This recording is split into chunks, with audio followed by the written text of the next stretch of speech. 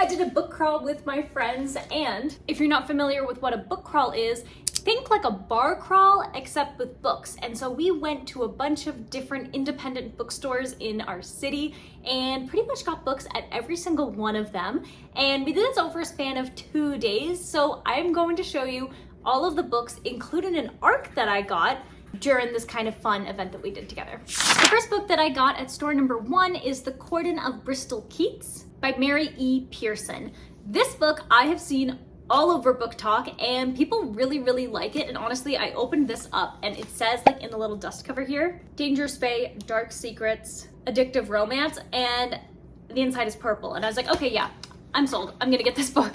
So what I understand from this book is that our main character, Bristol, she believes that her whole family is dead, but then she ends up getting this like mysterious letter from someone claiming to be like a long lost aunt, and it turns out that her family is very much alive, but they're on the run. And so she ends up making a deal with like a very attractive fae man who is apparently looking for her dad, but she doesn't realize that he's involved with that. And so she ends up getting like kind of thrust into the world of fairy, and stuff happens, and that's all I know, and it sounds amazing.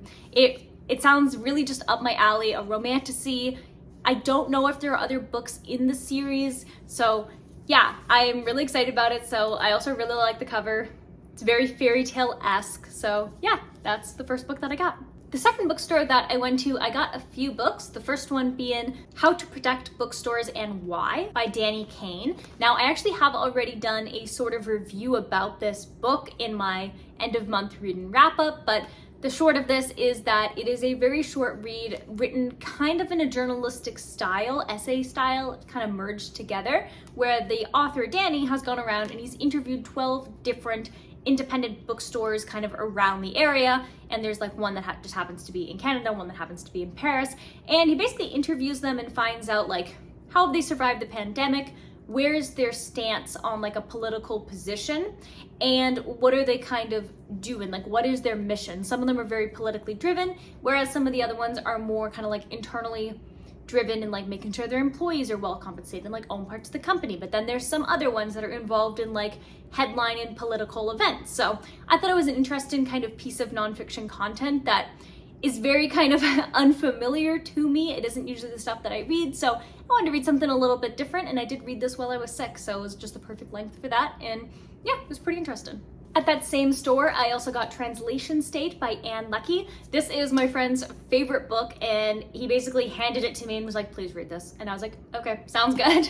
In all honesty, I don't really know much about this book. I just trust it because my friend put it in my hands and said, please read this. So yeah, I know it's sci-fi, and it follows along kind of like this intergalactic kind of story where there's like these intermediary robots, I think, that speak on behalf of the humans, and like there's like that translation between when they're communicating with, I guess, other aliens or other lands or something. And it's really all about like identity and family and just like these different characters. I think it's like these 3 characters and like how all 3 of the decisions that they make kind of ripple across the universe. So yeah, it's kind of like, I don't really know. I'm just trusting this, but yeah, I mean, I don't really read much sci-fi, and I do enjoy myself a good sci-fi book. So yeah, this is what I got at that store as well.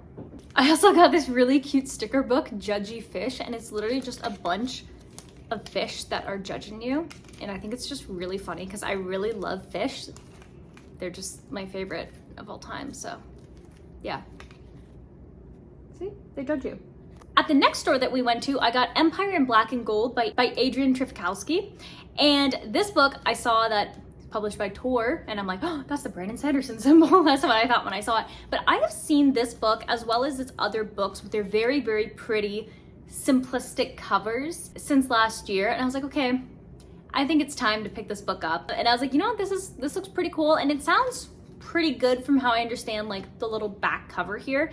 It's basically about this guy, and he is a spy master, and he realizes that war is on the verge, but nobody really believes him. Like, they've been at peace for like decades, and so it's up to him to basically convince all of the leaders in these different cities and stuff, like, hey, a war is coming, we need to be prepared, like, come on, like, rally up and let's do this. So I think it sounds like a bit more of like a political fantasy-esque kind of book, but I feel like it's one of those ones that kind of like because it seems like it's such like a massive series, I feel like it's just like has that feeling of, oh yeah, like this is a good universe that you don't want to come out of. You want to follow this character, like convincing people there's a war, and then I assume that there is a war, and then like having characters in war and fighting and action and magic and all this cool stuff. So yeah, it sounds pretty cool. So yeah, I'm excited to read this. In that same store, I got an ARC, and I have been waiting to stop being sick so I could record this video to open up this ARC. And it has honestly been a test of my willpower and my patience to wait. So we are going to open this ARC together. It says that it is a memoir, and the quote on here says, "Home, it turns out, is where the war is. It's also where the healing begins." I don't really know what to gather from that. I have literally no idea what is inside of this. So let's find out.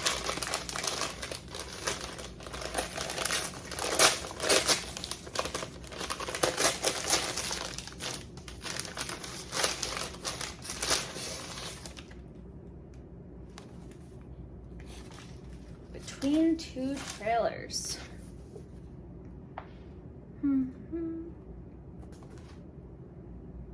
Wow, okay, so it says, an unforgettable memoir about a girl who escapes her childhood as a preschool drug dealer to earn a divinity degree from Duke University, and then realizes she must confront her past to truly find her way home. Interesting.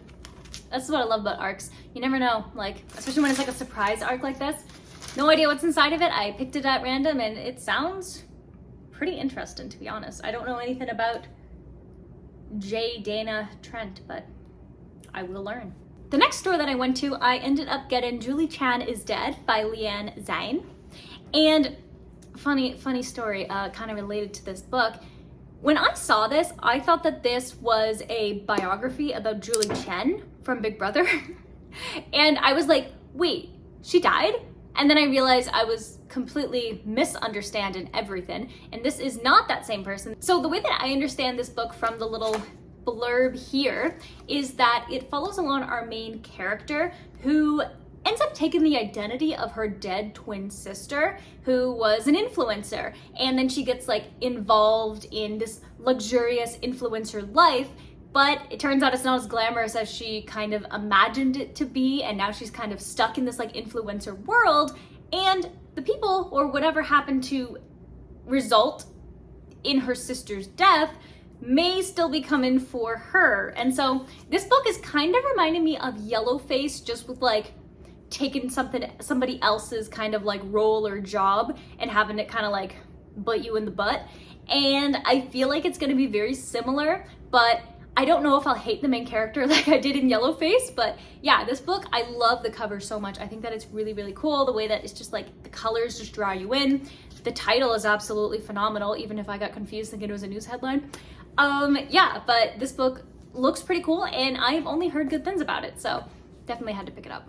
I think that this was a different store that I got this book at, but this is The Hidden Lives of Trees. It is a nonfiction book by Peter Wohlleben, and this book has been on my TBR for a very, very long time, but I did not own it until just now. And it is very different than the stuff that I usually read, but what I think is really interesting is that I've heard that it's scientific, but written in a way that you can really just understand it and enjoy it, and it's very simplified for the everyday reader, and it basically just educates you about how trees can communicate with each other through their roots. And I just find that so fascinating, but I've never really sat down to read about like how it works, or that I know they can talk to each other, but I'm like, that's the extent of my knowledge. I don't really have the best knowledge about trees, but now I will with this book. So the next store that we went to, I ended up getting two books from. The first one is The House in the Cerulean Sea by T.J. Klune. This book, look how beautiful this is, first off. Except for this part. I don't like this part. Just pretend this part isn't there. There we go.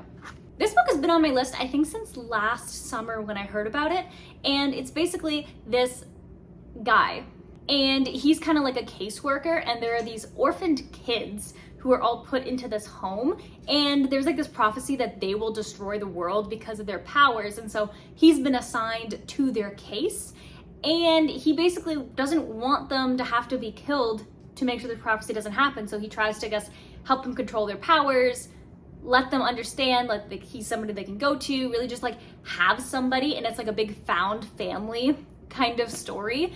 And I think it just sounds really heartwarming and cute, and it just sounds like a really good time. I think it's a series, I'm not entirely sure, but I kind of hope it isn't, because this just sounds like a really good one-off story, like a cozy kind of read by the seaside, even though I don't live near the sea.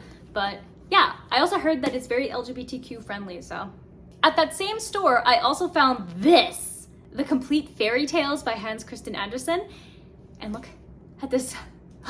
It's so beautiful. I love it so much. It is the most beautiful book I've ever seen in my entire life. I love this book. I love fairy tales. The book that I'm working on right now, well, the book that I've been working on since January, is inspired by one of my favorite fairy tales, The Little Mermaid. And like, that's the page that's actually marked on, because I've been rereading it just to, you know, get all excited and stuff. Like, I love that story. I really love the Disney adaptations of it. I love the new live action adaptation of it. It's just my favorite. I just really love it. And being able to actually have the story in my hands in a physical book with these gold pieces on it is amazing. Plus, there's so many other fairy tales here that I absolutely, also look at that I absolutely love. Like, there's so many in here.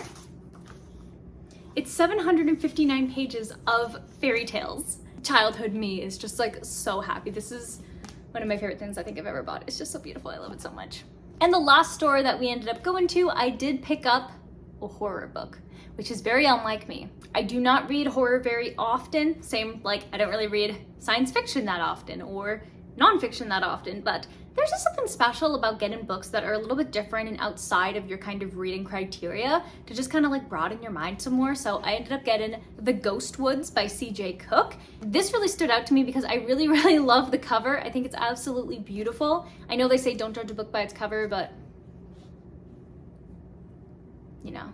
But yeah, this book, the way that I understand it is that there are these woods that seem to be creeping closer and closer to this town. And this woman ends up going to this town to give birth. And there's like a woman and a child who's not quite a child who live on these same grounds. And something involving the house and the trees and like darkness starts to like all like emerge into one area. And I guess she has to kind of figure out like what is going on and like why has this happened. Maybe the woman and the boy are like the ghost and they're kind of just stuck in these woods until whatever they needed to be resolved is resolved. And this woman who's given birth, maybe she has some relation to this. I don't know, but one of the things I do enjoy about horror is that it can get really creepy and it's always like a really good mystery and it's pretty good. The reason I don't read horror though, despite me actually really liking it, is that I get nightmares from reading too much, or I start to get really paranoid, especially when I'm reading like murder mysteries or like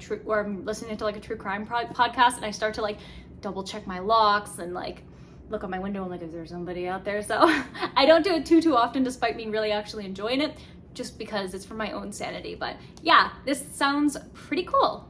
So these are all of the books that I ended up getting doing the book crawl with my friends. So if you're interested in watching me read any of those books, I will be making a video about every single one of the books that we talked about. They'll all get their own individual video, so I will record myself as I read the books. So I'll be able to update you with my thoughts, like even before I'm finished the book, so you can kind of know like what the reading experience is like, what the story experience is like, and the pacing and all of that. So if that sounds interesting to you, definitely click the subscribe button if you haven't already and turn on the bell notification. That way you get notified anytime a new video comes out. If you enjoyed this video and you're a big fan of book hauls and book crawls, definitely hit the like button. And cool news for you, if you enjoy my videos and you would love to get exclusive access to a community, videos before they're published, comment reply priority, cool badges and emojis, you can. And you can do that by becoming a member of my channel. There are 3 tiers and each of them have their own special kind of unique perks. So definitely check it out. All the information to becoming a member is in the description to this video. And every time someone becomes a member, that helps me get more books that we can read together on this channel, especially books that are recommended to me. So definitely check it out if you haven't already. And with that, I'm going to wish you warm wishes and fish kisses, and I'll see you in the next video. Bye.